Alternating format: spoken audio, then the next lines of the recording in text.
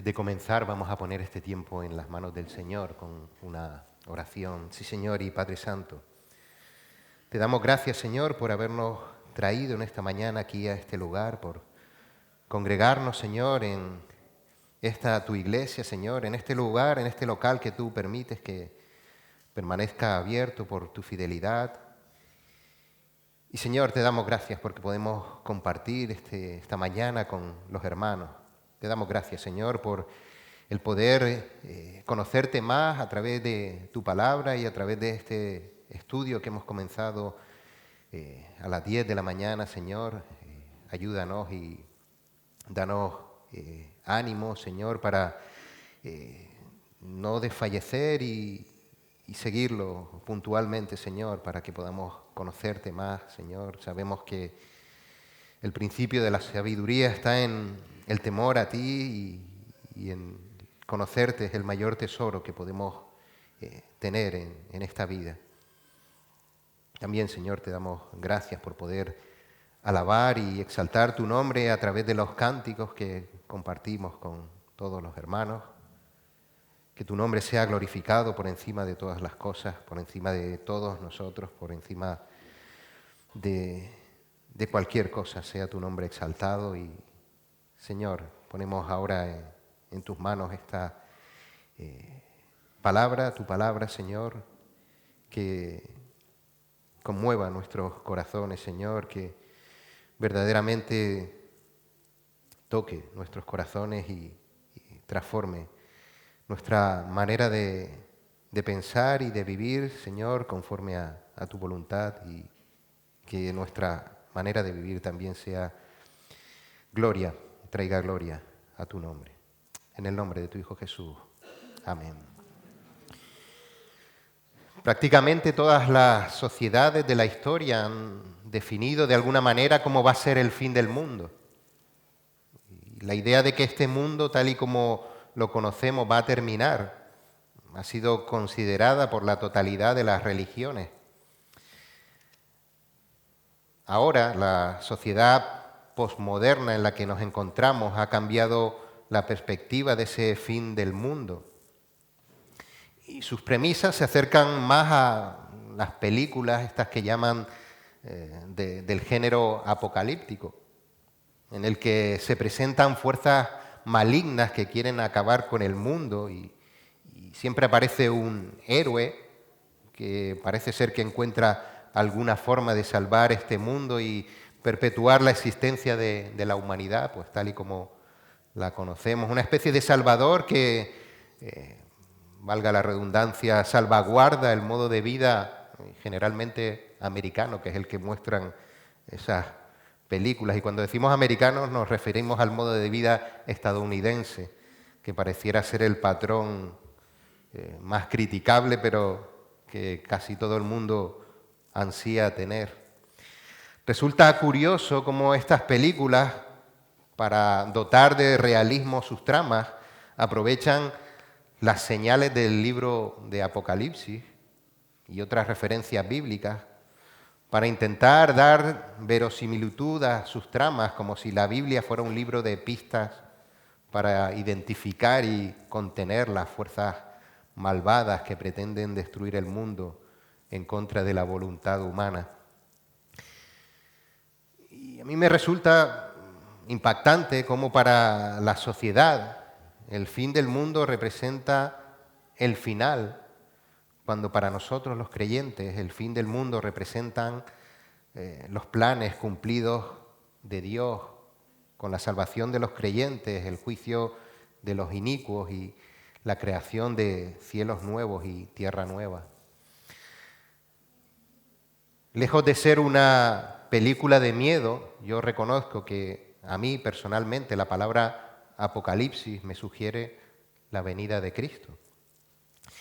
En el texto de hoy, que hemos leído en la lectura devocional y que vamos a meditar en esta mañana, Jesús aprovecha esas dudas que tienen los discípulos y que le plantean sobre el fin de los tiempos, para darles un discurso profético sobre lo que sucedería en esos últimos tiempos antes de su segunda venida.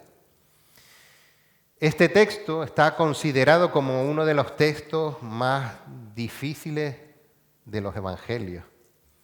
Y como venimos diciendo, no me lo he podido saltar, no me han dejado. Pero gracias a Dios podemos pues tener todos los textos que Dios ha querido tener en su palabra. Eminentes maestros, mucho más preparados que yo y de gran reputación y testimonio en el manejo de la palabra, han ofrecido distintas interpretaciones sobre el mismo texto. Pastores como John MacArthur diferían algunos aspectos interpretativos con el pastor Sproul, o el pastor Sugel Michelin tiene puntos de vista encontrados con su compañero, amigo, hermano y pastor Miguel Núñez. Y es que este texto trata algunos aspectos del futuro que no forman parte de la doctrina fundamental en la que todos estos pastores antes nombrados no tienen diferencia alguna. Era lo que comentaba nuestro hermano Miguel en esta mañana en la clase, de que en la doctrina fundamental todos tenemos claro esos puntos y no diferimos los unos de los otros. Hay aspectos secundarios que podemos, quizá por falta de estudio más profundo, pues tener ciertas diferencias, pero que no atentan a la doctrina fundamental. Pero de lo que no nos cabe ninguna duda es de que la intención del Señor con este discurso no era satisfacer nuestra curiosidad por el futuro, sino prepararnos para serle fiel a Él en el presente. Con todo esto es necesario exponer que el Consejo de Ancianos de esta Iglesia consideramos que los creyentes de la presente edad, la edad de la Iglesia, la edad en la que ahora nos encontramos, si no fallecemos antes, pues seremos arrebatados por Cristo en lo que coloquialmente se denomina el arrebatamiento, y seremos llevados al cielo antes de que empiece la tribulación, según se desprende de la Biblia en pasajes como Primera de Tesalonicenses, desde el capítulo 4, versículo 13 al capítulo 5, versículo 11, o en Apocalipsis, el capítulo 3, los versículos 10 y 11. Al final de la tribulación volverán todos aquellos que hayan sido arrebatados, volverán con Cristo a la tierra y reinarán bajo sus órdenes con Él. Veremos entonces cómo este pasaje nos habla de la época de la tribulación, preámbulo de la segunda venida de Jesús a la tierra. Vamos a tener la lectura nuevamente, que se encuentra en el Evangelio de Marcos, el capítulo 13. Repito, Evangelio de Marcos, capítulo 13.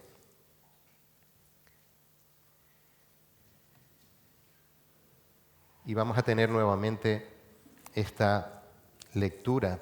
Dice así la palabra de Dios: saliendo Jesús del templo, le dijo uno de sus discípulos: Maestro, mira qué piedras y qué edificios.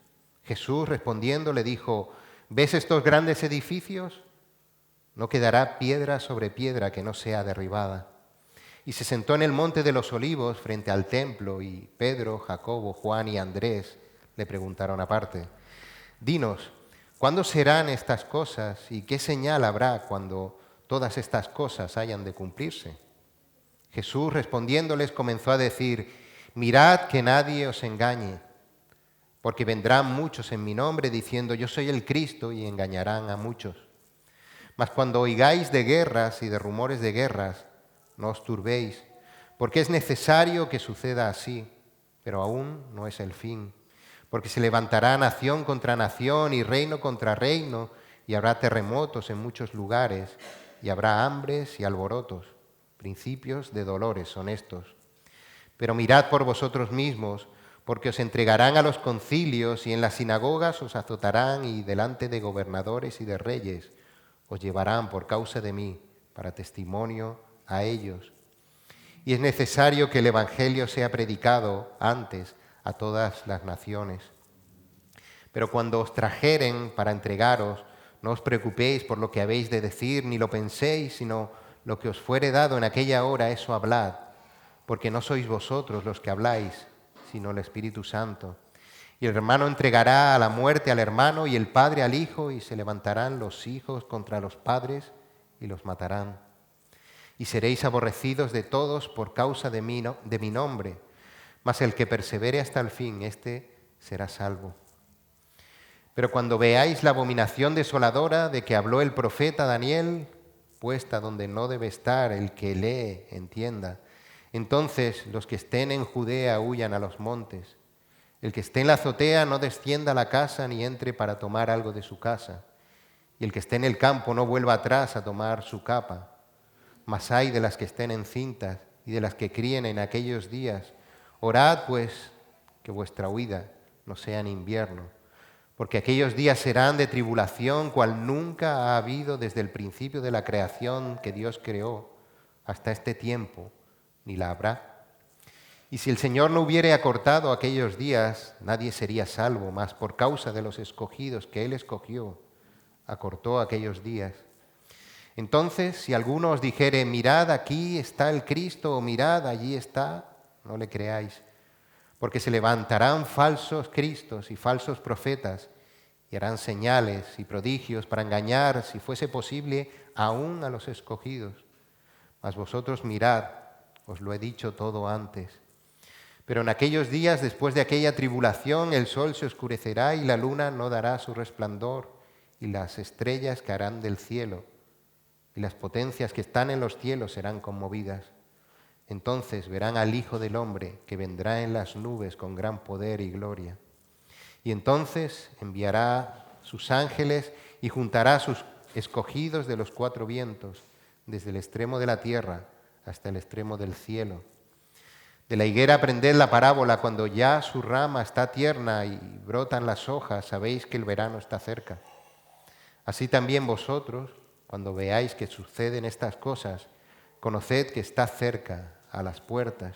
De cierto os digo que no pasará esta generación hasta que todo esto acontezca. El cielo y la tierra pasarán, pero mis palabras no pasarán. Pero de aquel día y de la hora nadie sabe, ni aun los ángeles que están en el cielo, ni el Hijo, sino el Padre. Mirad, velad y orad, porque no sabéis cuándo será el tiempo. Es como el hombre que yéndose lejos dejó su casa y dio autoridad a sus siervos y a cada uno su obra, y al portero mandó que velase. Velad, pues, porque no sabéis cuándo vendrá el Señor de la casa, si al anochecer o a la medianoche o al canto del gallo o a la mañana, para que cuando venga de repente no os halle durmiendo. Y lo que a vosotros digo, a todos lo digo, velad. Hasta aquí la palabra de Dios. Y cada vez que regresamos al texto de Marcos debemos situarnos nuevamente en el punto en el que lo dejamos en la última enseñanza. Nos encontramos en el miércoles de la última semana de la vida de Jesús. Este día fue particularmente atareado para Jesús en el templo, ya que se enfrentó a varios grupos religiosos de la época que intentaban ponerlo en evidencia con sus preguntas. El capítulo 12 vimos cómo Jesús expuso la hipocresía religiosa de estos líderes, así como de aquellos que los seguían ciegamente. Al final del capítulo, la anterior predicación, Jesús llamó la atención de sus discípulos sobre la ofrenda de una viuda pobre, quien a pesar de no tener mucho, entregó todo lo que tenía a Dios. Y Jesús contrastó este acto de generosidad con las ostentosas ofrendas de aquellos que en su falsa religiosidad daban solamente de lo que les sobraba. El pueblo judío se había conformado a los ritos y formalismos religiosos, tanto que no reconocieron al Mesías, al Salvador y Señor en la persona de Jesús, porque Jesús no cumplía con los estándares humanos que se habían fabricado ellos mismos y que habían elevado por encima de los verdaderos anuncios de las Sagradas Escrituras. El día se terminaba y Jesús y sus discípulos se dispusieron a regresar a Betania, que era el pueblo cercano a Jerusalén, donde ellos estaban pasando las noches de esta última semana. Y saliendo del templo, uno de sus discípulos llamó la atención de Jesús sobre la majestuosidad de ese edificio, del conjunto de edificaciones que conformaban el templo. El versículo 1 dice: Maestro, mira qué piedras y qué edificios. Y este discípulo no estaba equivocado. El templo de Jerusalén era una de las maravillas del mundo antiguo. Estaba construido con grandes piedras blancas, pulidas, y además su fachada oriental estaba revestida de oro, lo que hacía que al atardecer la visión del edificio fuera un espectáculo impresionante, como si fuera una gran joya que se pudiese admirar. Este templo era el resultado del esfuerzo constructor de Herodes el Grande, ¿sí? Ese rey que había intentado matar a Jesús cuando era un bebé. Herodes tenía el deseo de hacer el templo más majestuoso que Israel hubiese visto jamás y había logrado su objetivo. Sin embargo, las acciones de Herodes estaban motivadas únicamente por el deseo de complacer al pueblo y estaban muy alejadas de la búsqueda por parte de este rey en darle la gloria a Dios con esa obra. El templo de Jerusalén era el orgullo de la religión judía, pero en realidad se había convertido en un monumento a la falsa religiosidad, como Jesús había señalado. Jesús se encontró con un templo que había sido convertido por los mercaderes en una cueva de ladrones, un lugar explotado por el Sanedrín, un lugar donde los líderes religiosos mostraban una persistente incredulidad hacia Jesús y su condición de Mesías. Por eso Jesús llama la atención nuevamente de este discípulo sobre la grandiosidad de la edificación para exponer que ese templo tan majestuoso, tan grande, iba a ser derribado por completo. Y no iba a recibir simplemente un ataque que lo dañara, sino que sería completamente destruido. En ese momento Jesús estaba pronunciando un juicio sobre la nación judía y su falsa religiosidad. Los dirigentes judíos habían profanado el templo, convirtiendo la casa de oración en una cueva de ladrones. Jesús había salido del templo por última vez. Como leemos en Mateo 23, en los versículos del 38 al 39, He aquí vuestra casa os es dejada desierta, porque os digo que desde ahora no me veréis hasta que digáis, bendito el que viene en el nombre del Señor. Y ese templo tan imponente fue finalmente destruido en el año 70 después de Cristo por el Imperio Romano bajo las órdenes de Tito. En nuestros días, en la ciudad de Roma, junto al famoso Coliseo, se encuentra un arco de triunfo que conmemora la victoria de Tito sobre las revueltas judías que culminaron con la destrucción de Jerusalén y la destrucción del templo. Desde entonces el templo dejó de ser el medio de comunicación de Dios con el hombre, dejó de ser el lugar de la presencia de Dios y luego, en el día de Pentecostés,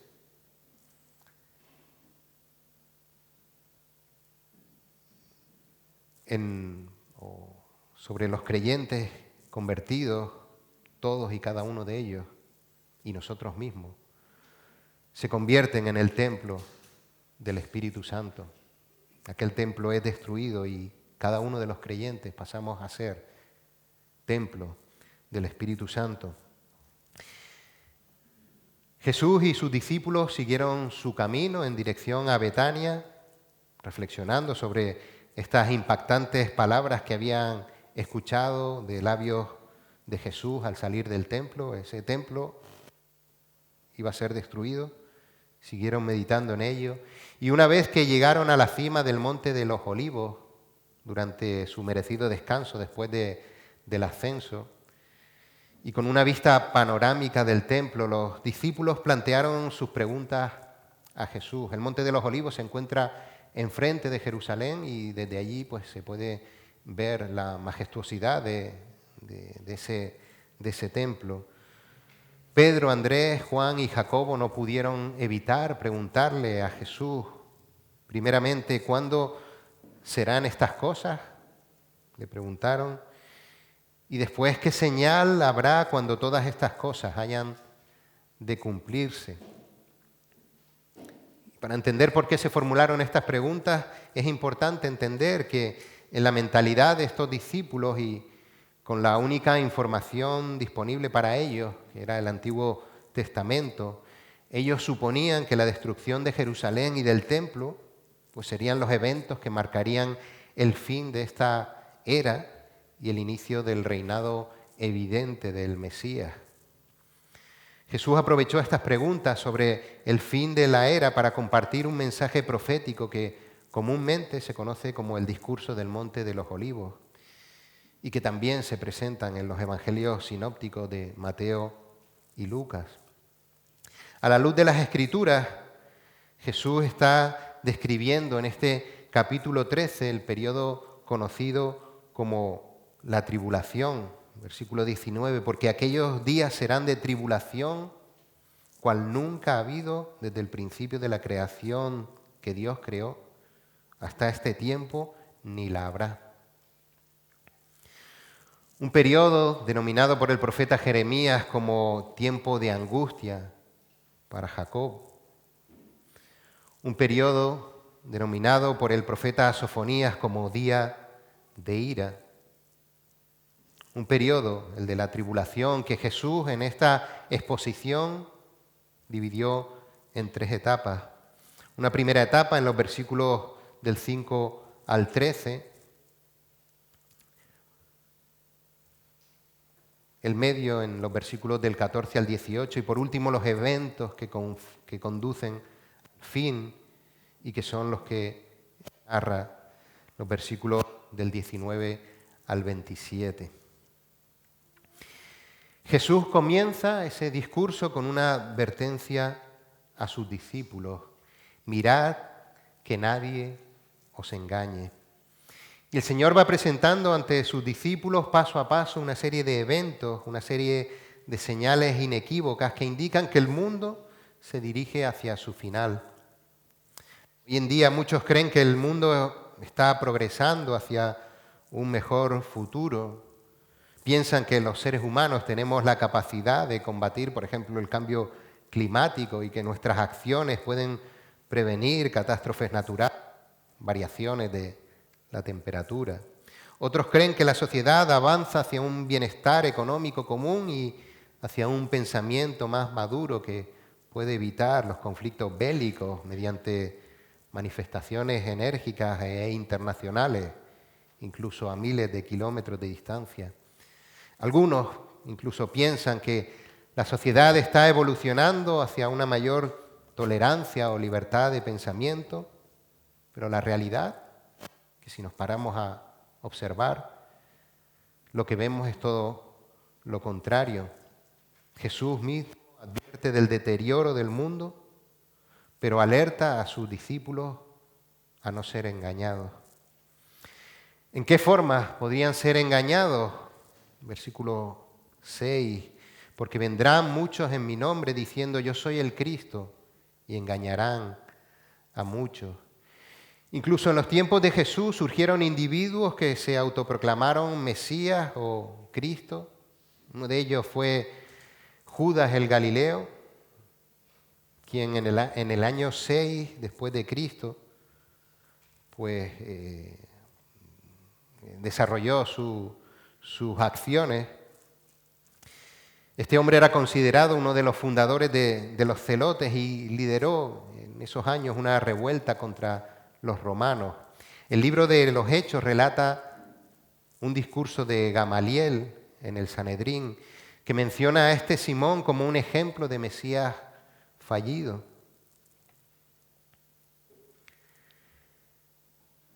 Luego también en tiempos de la iglesia primitiva siguieron surgiendo falsos mesías y maestros, sobre los cuales las cartas de Pedro, Pablo y Judas ofrecen claras advertencias para no ser engañados por ellos.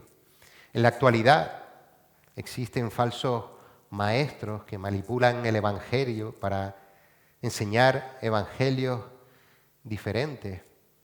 Incluso hay una mujer que se proclama como Jesús mismo y ha publicado una Biblia en la que reemplaza todas las referencias a Jesús con su propio nombre.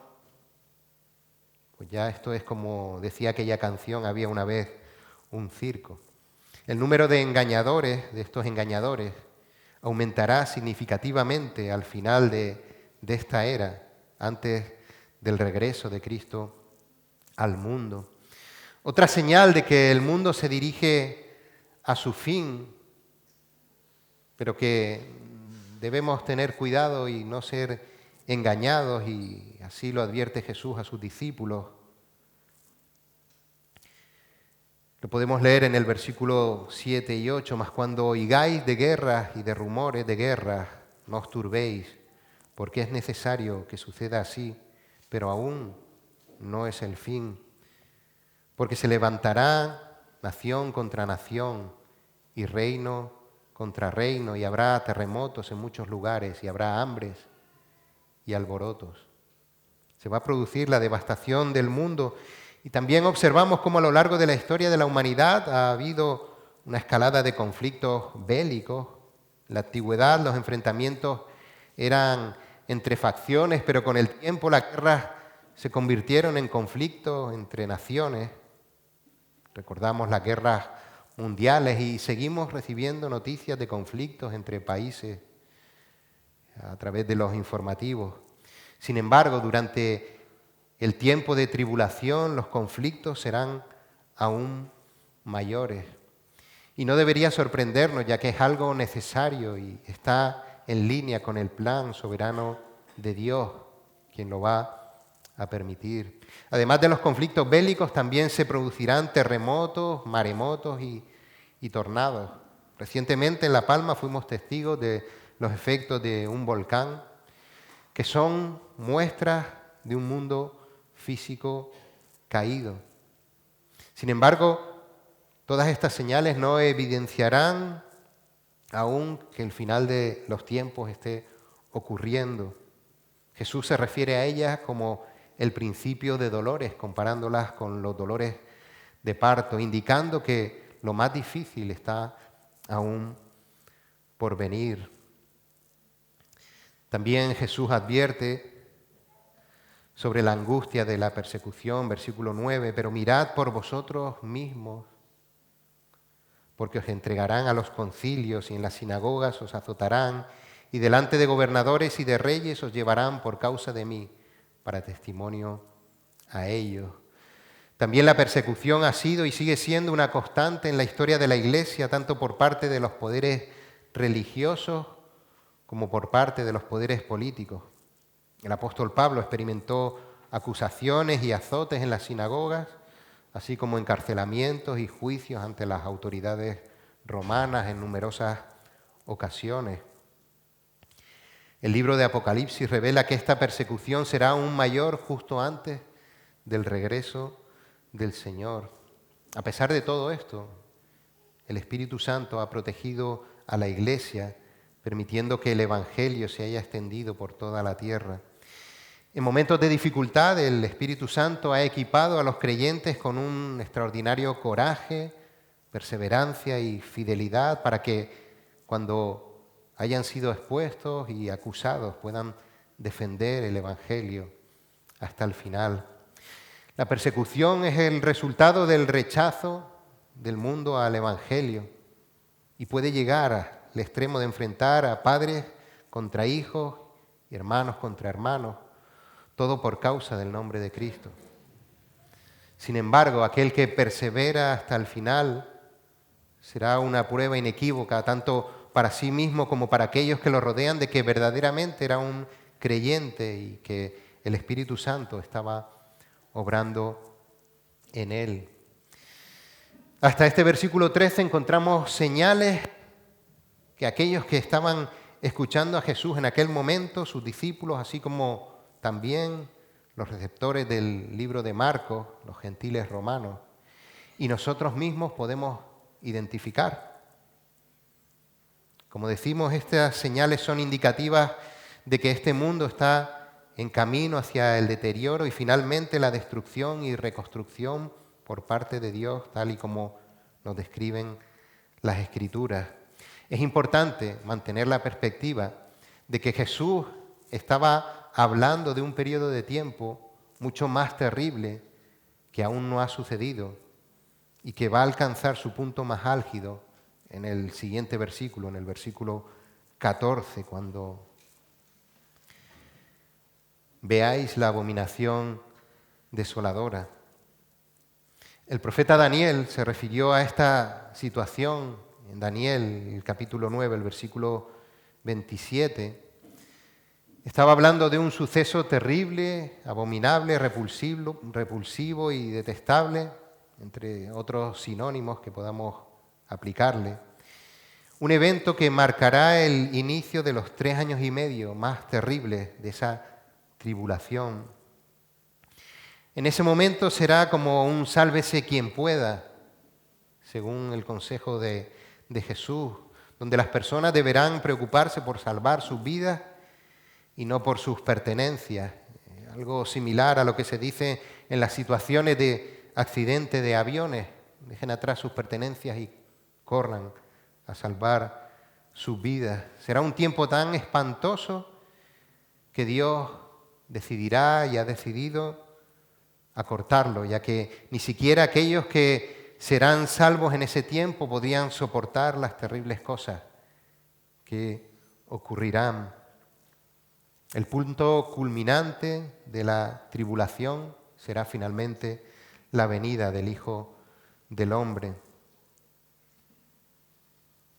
Versículo 24, pero en aquellos días, después de aquella tribulación, el sol se oscurecerá y la luna no dará su resplandor y las estrellas caerán del cielo y las potencias que están en los cielos serán conmovidas.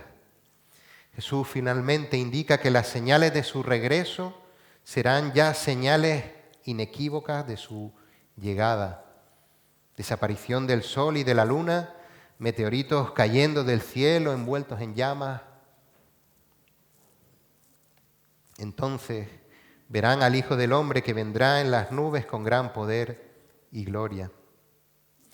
De hecho, nuestro hermano Miguel compartía, cuando estudió el libro de Joel, que el Señor regresaría y, como indica en el libro de Zacarías, aquel día sus pies se posarán en el monte de los olivos, al este de Jerusalén, y el monte de los olivos se partirá por la mitad, de este a oeste, formando un valle muy grande. La mitad del monte se apartará hacia el norte y la otra mitad hacia el sur.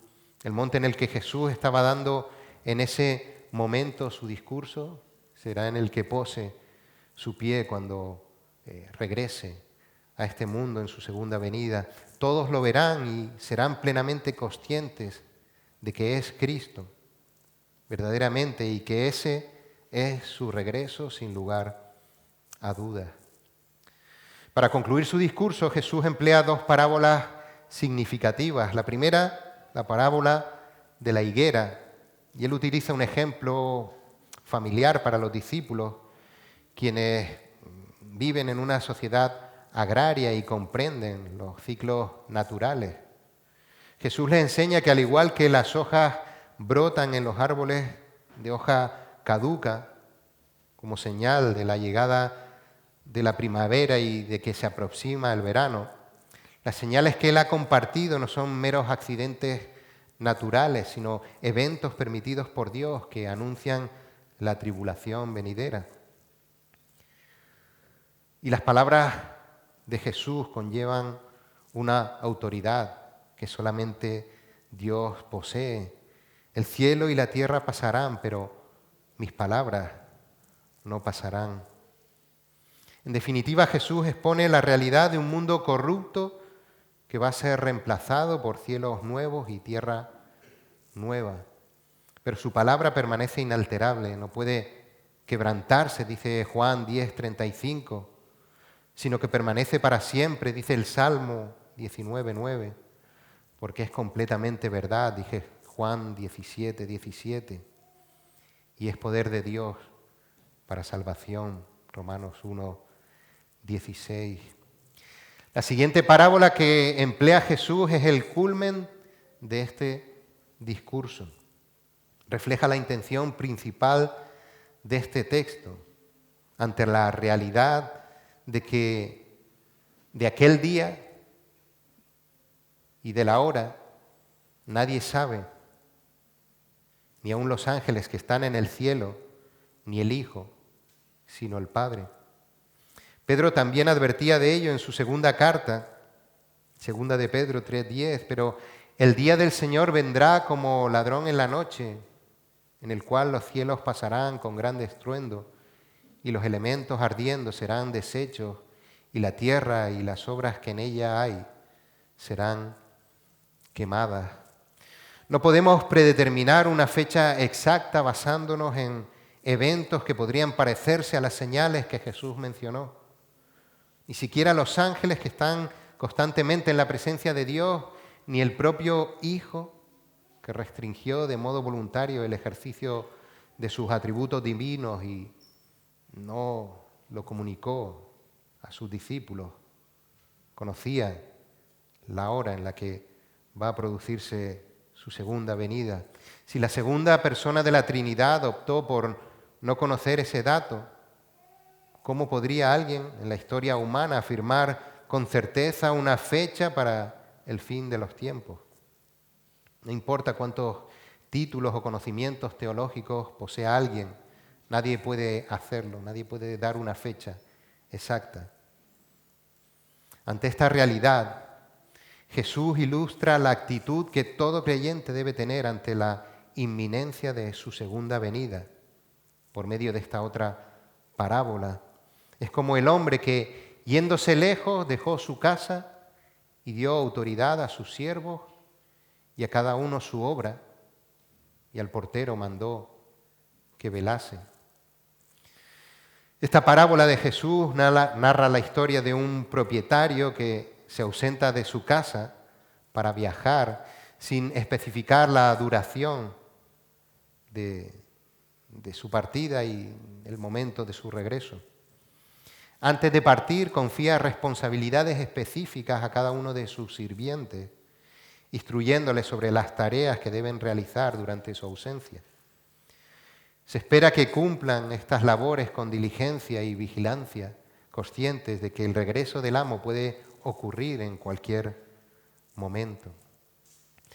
La lección para los creyentes ante futuras tribulaciones es clara. Deben permanecer alerta, ya que no saben cuándo regresará el Señor a casa. Podría ser al atardecer, a medianoche, al canto del gallo o por la mañana. Por lo tanto, es fundamental que estén siempre preparados para recibir a su amo, manteniendo una constante vigilancia, tal como lo harían los porteros fieles.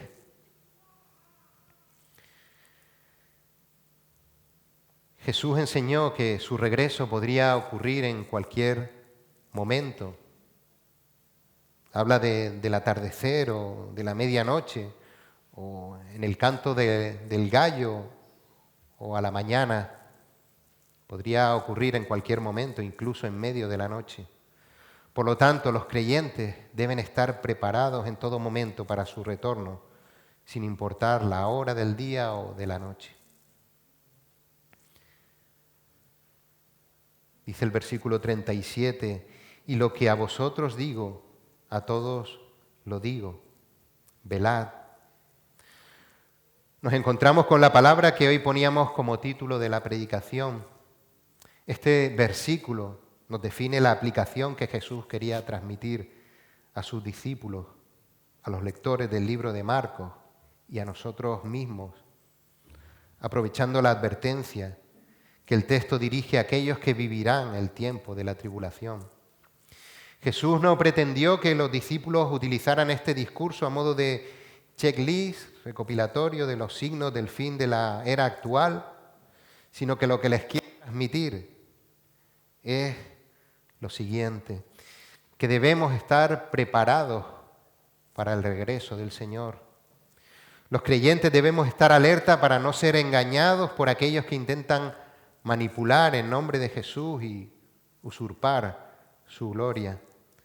No debemos caer en las artimañas de los predicadores que se presentan como seres especiales por encima de los demás y que terminan buscando más reconocimiento para sí mismos que para Dios. Y para evitar esto, debemos tener la capacidad de distinguir entre lo auténtico y lo falso. Jesús enfatiza esta necesidad constantemente, ya que la verdadera salvación depende de un conocimiento profundo y real del Dios revelado en la Biblia. Las dudas, confusiones y la falta de discernimiento que podría llevarnos a aceptar como verdadero lo que dice un telepredicador, que pueda ser nuestro telepredicador favorito, y que podría llevarnos a idolatrarlo, surgen de una falta de familiaridad con la palabra de Dios.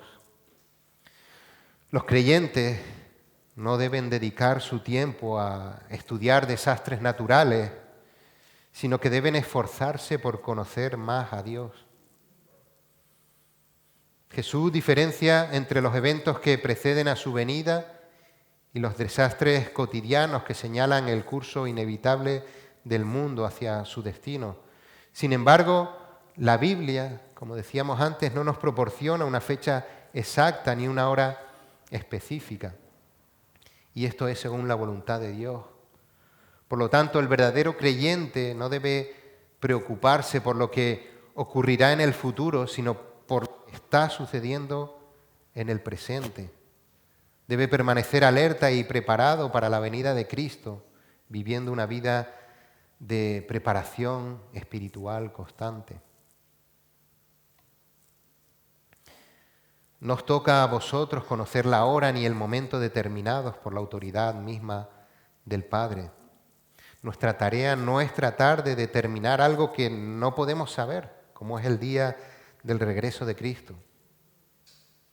Al contrario, debemos ser sus testigos desde Jerusalén hasta los confines de la tierra. Es el papel de la Iglesia, el proclamar el Evangelio y no especular sobre el fin del mundo.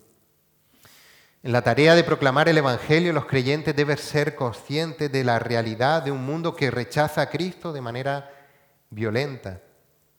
Y este rechazo se manifiesta en persecuciones, sufrimientos, incluso la muerte. Y tanto los líderes religiosos como los poderes políticos y las personas que nos rodean nos considerarán intolerantes por seguir los preceptos de Dios según su palabra.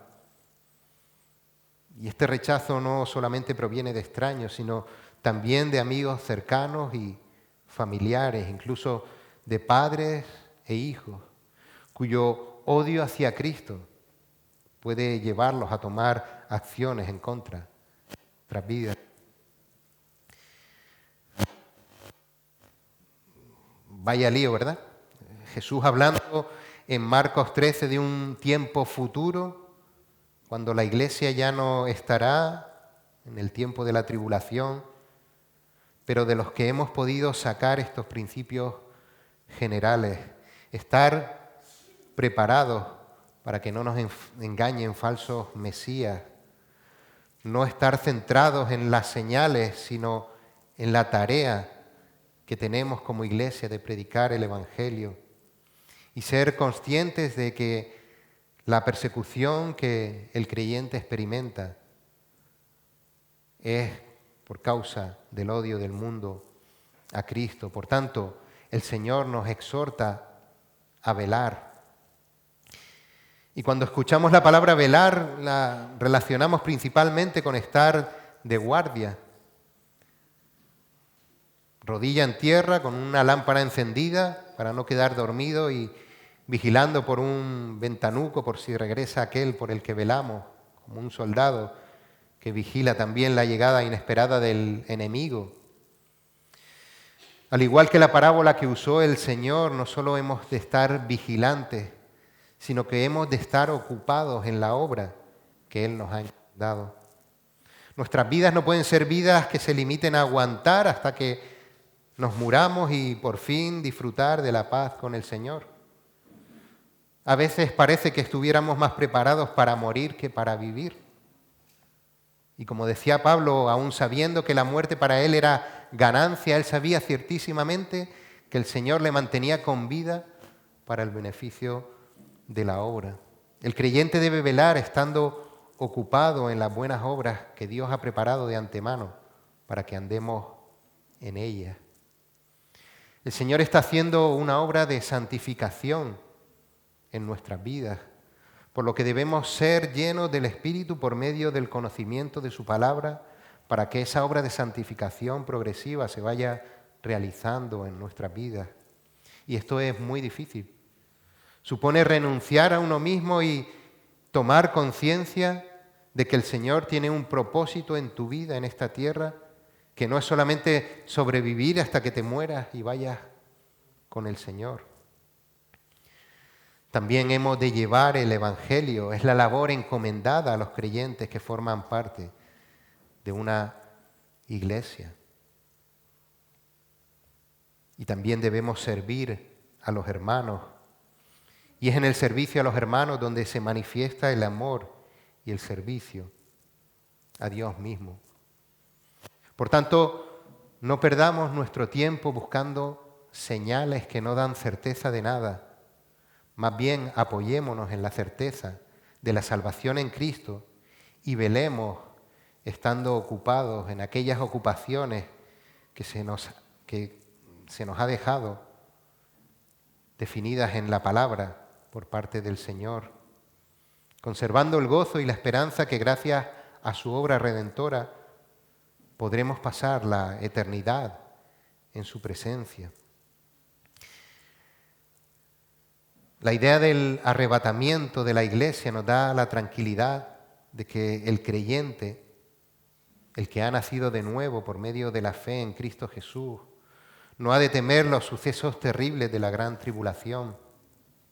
Pero independientemente de lo que pueda llegar a creer al respecto, nuestra mayor preocupación ha de ser que el Señor nos encuentre preparados cuando de una forma u otra nos encontremos con Él. Velad y orad, decía la palabra. No puedo terminar sin dirigirme a nuestros amigos que nos visitan, a los jóvenes que acuden a la iglesia, incluso a los niños. Los animo a que examinen sus vidas y se pregunten si han aceptado a Jesús como su Señor y Salvador. Y si es así, les insto a que se entreguen en arrepentimiento al Señor y busquen el bautizarse. Porque todos acabaremos en la presencia del Señor algún día. Y solamente aquellos que estén en Cristo, que lo reconozcan como su defensor y el sacrificio expiatorio de sus pecados, podrán escapar del castigo eterno que por justicia Dios nos podría aplicar a todos, pero que no aplicará a aquellos que estén en Cristo y sí aplicará a aquellos a los cuales no conozcan. Velemos, oremos y estemos ocupados en las obras que Dios ha preparado de antemano para que andemos en ellas. Oremos. Sí, Señor y Padre Santo. Señor, te damos gracias por tu salvación, Señor, porque tú lo has hecho todo, porque tú diste el paso de acercarte a nosotros cuando nosotros éramos enemigos tuyos, cuando éramos incapaces de reconocerte, Señor. Y tú, Señor, por medio del don de la fe y a través de tu palabra, te has revelado a nosotros y nos has mostrado a tu Hijo Jesús, el único camino que podemos llevar para llegar hasta ti, Señor. Te damos gracias, Señor, por el sacrificio de tu Hijo Jesús en la cruz que permite que podamos pasar la eternidad contigo. Y Señor, te pedimos que nos ayudes a estar preparados para cuando tú vengas por nosotros. Señor, que tu obra siga perfeccionándose en cada una de nuestras vidas. Que nuestra forma de velar no sea simplemente sobrevivir a esta vida, sino que verdaderamente, Señor, tú transformes nuestras vidas y nos conformes a la imagen de tu Hijo Jesús. Ayúdanos a velar cada día, Señor. Ayúdanos a estar preparados para que, ya sea que muramos o ya sea que tú vuelvas antes, nos encuentres, Señor, ocupados en aquellas obras que tú has preparado de antemano para que andemos en ellas. Ayúdanos, Señor, a llevar tu evangelio, a no tener el temor a ser rechazados, Señor, sabiendo que hay personas que todavía han de escuchar tu evangelio y han de ser transformadas por él para salvación. Señor, ayúdanos a seguir conociéndote cada día más y más. Pon el deseo en nuestros corazones de acudir a tu palabra para que no nos conformemos con el conocimiento que hemos adquirido ya hasta el día de hoy y que tengamos el anhelo y el deseo de conocerte más, sabiendo que conocerte completamente es imposible y que no hay tesoro más grande que conocerte a ti, Señor. En el nombre de tu Hijo Jesús. Amén.